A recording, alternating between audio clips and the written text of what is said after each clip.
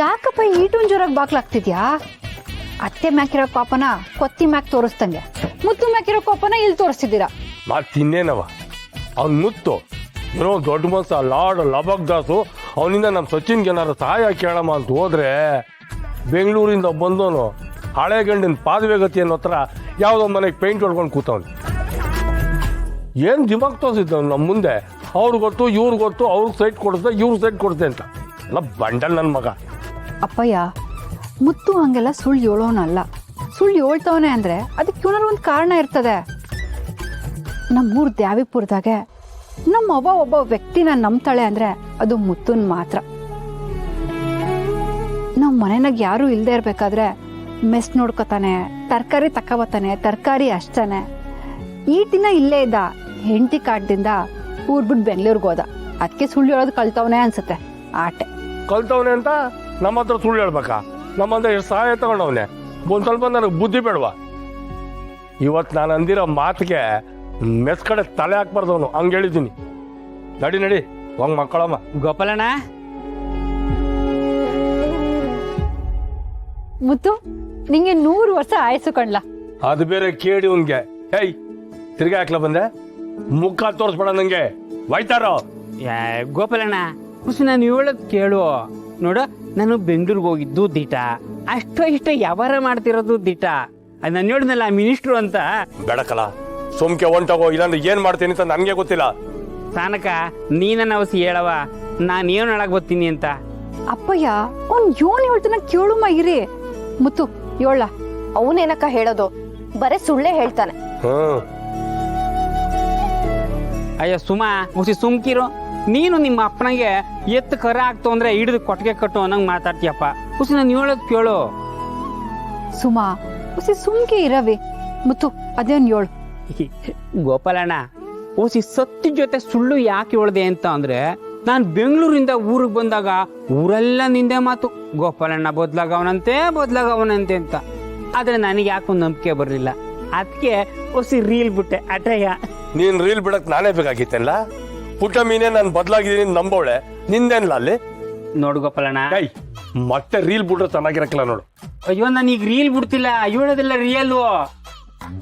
ನನ್ನ ಮಾತು ನಂಬು. ನೀನು ನನಗೆ ಕೆಲಸ ತಾವು ಬೈದು ವಾಪಸ್ ಬಂದಲ್ಲ, ಆಮೇಲೆ ನಾನೊಬ್ರು ಬಿಲ್ಡರ್ಗೆ ಫೋನ್ ಮಾಡಿದ್ದೆ. ಅವರು ನಿಮ್ಮ ಅಳಿಯನ್ನ ಕರ್ಕೊಂಡು ಬಾ ಅಂತ ಹೇಳವ್ರೆ. ನಾಳೆ ಅವ್ರನ್ನ ನನ್ನ ಜೊತೆ ಕಳಿಸು, ನಿಮ್ಮ ಅಳಿಯನ್ ಕೆಲಸ ಗ್ಯಾರಂಟಿ. ಯಾಕೆ ನಿನ್ ಜೊತೆ ಪೇಂಟ್ ಮಾಡಕ? ಅರೆ ಇಸ್ಕಿ, ಇದೇನ್ ಸಾನಾಗ ನಿಮ್ಮ ಅಪ್ಪ ಒಳ್ಳೆ ಆತರ ಆಂಜನೇಯ ಆಡ್ದಂಗ.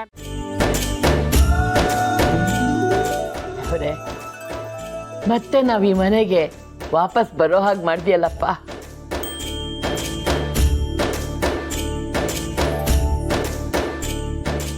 ಬಂಗಾರ, ಅವತ್ತಿನ ಫೋಟೋ ನೋಡಿದಾಗ ಈ ಮನೆಗೆ ಬೀಗ ಆಗ್ತವ್ರೆ, ಇದನ್ನ ನೋಡಿ ನೀವು ಏನು ಮಾಡ್ತಿಲ್ವಲ್ಲ ಅಂತ ಹೇಳ್ದಂಗೆ ಅನ್ನಿಸ್ತಿತ್ತು.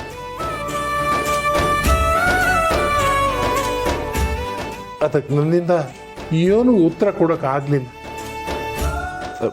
ನನಗೆ ಗೊತ್ತು ಅವತ್ತು ನಮಗಿಂತ ನೀನೇ ಚಾನೆ ನೊಂದ್ಕೊಂಡಿದ್ದೆ ಅಂತ.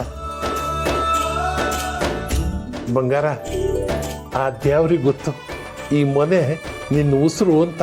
ಅದಕ್ಕೆ ಬಂಗಾರ, ನಿನ್ನನ್ನು ಕಿತ್ಕೊಂಡು ಈ ಮನೆನೂ ಕಿತ್ಕೋಬಾರ್ದು ಅಂತ ಈ ಮನೆನ ನಮಗೆ ವಾಪಸ್ ಕೊಟ್ಬಿಟ್ಟ.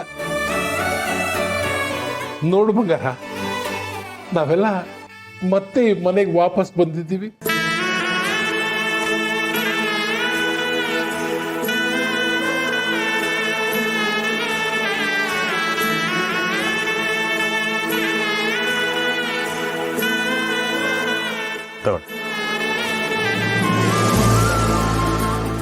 ಯಾಕ್ರಿ? ತಗೊಳ್ಳಿ ಹೇಳ್ತೀನಿ.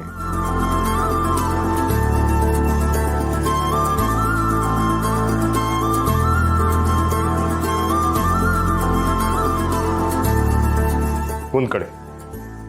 ಯಾಕೆ? ನನ್ನ ಬಂಗಾರನ ಮುಂದೆ ಕುಂತ್ಕೊಂಡು ಈ ಮನೆ ಮುಂದಿನ ಯಜಮಾನಿ ನೀವೇ ಅಂತ ಹೇಳಿ.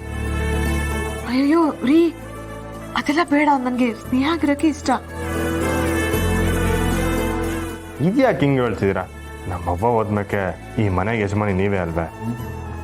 ಅದು ಅಲ್ಲದೆ ನನ್ನ ಬಂಗಾರ ಇಲ್ಲೇ ಅವ್ರೆ. ನೀವು ಕುಂತ್ಕೊಂಡ್ರೆ ನನ್ನ ಬಂಗಾರ ಕುಂತ್ಕೊಂಡೆ. ಹೌದು ಕಣಮ್ಮ, ದೊರೆ ಹೇಳ್ತಾ ಇರೋದು ದಿಟ್ಟನೆ. ಬಂಗಾರನೇ ಇಟ್ಟೋಕಿತ ನಮ್ ಜೊತೆ ಹೇಳವಳೆ ನಾನಿದ್ದಾಗಲೇ ನನ್ನ ಸೊಸೆಗೆ ನನ್ನ ಜವಾಬ್ದಾರಿ ಕೊಡ್ಬೇಕು ಅಂತ. ಆದ್ರೆ ಅದು ಆಗ್ಲಿಲ್ಲ. ನೀನ್ ಕುಂತು ಈ ಮನೆ ಜವಾಬ್ದಾರಿ ತಕೊಂಡ್ರೆ ಅವಳಿಗೂ ಖುಷಿ ಆಗ್ತೈತೆ. ಇನ್ನು ಏನ್ ಹಿಂದೆ ಮುಂದೆ ನೋಡ್ತಿದ್ಯವ, ಕೂತ್ಕೋ.